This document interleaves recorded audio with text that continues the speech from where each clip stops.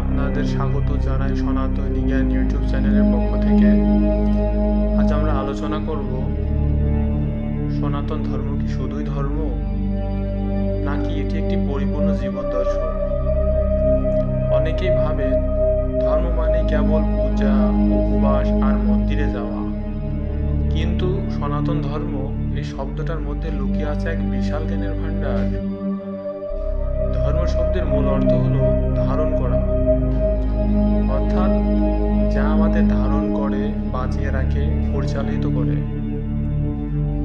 সনাতন ধর্ম মানে সময়ের আগে থেকে চলে আসা এমন এক পথ যা আমাদেরকে বলে দেয় তুমি কে, কেন এসেছো, কিভাবে বাঁচবে, কোথায় ফিরবে। এটি কেবল একটা বিশ্বাস নয়, বরং জীবনের প্রতিটি পদক্ষেপের আচরণ। ন্যায় অন্যায় ও জ্ঞান, আত্মজিজ্ঞাসার চর্চা শেখায়। বেদ, উপনিষদ, গীতা এগুলো কেবল ধর্মগ্রন্থ নয়, বরং জ্ঞান ও বুদ্ধির শ্রেষ্ঠ দিশারি।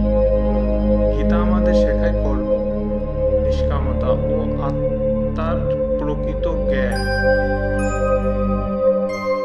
পশ্চিমা সভ্যতায় যেখানে জীবন মানে শুধু ভোগ, সেখানে সনাতন দর্শনে জীবন মানে মুক্তি ও শান্তি।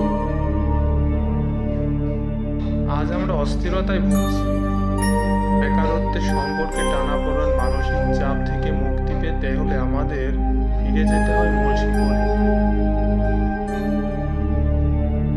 আপনারা যদি সনাতন জ্ঞানে এমন কারো দৃষ্টিভঙ্গি জানতে চান, তাহলে সাবস্ক্রাইব করুন আমাদের এই চ্যানেলটি এবং আপনার মতামত দিন। পরবর্তী ভিডিও কোন বিষয়ে আলোচনা করব সেটা আপনারা অবশ্যই কমেন্টে জানাবেন। ধন্যবাদ সবাইকে। জয় শ্রীকৃষ্ণ।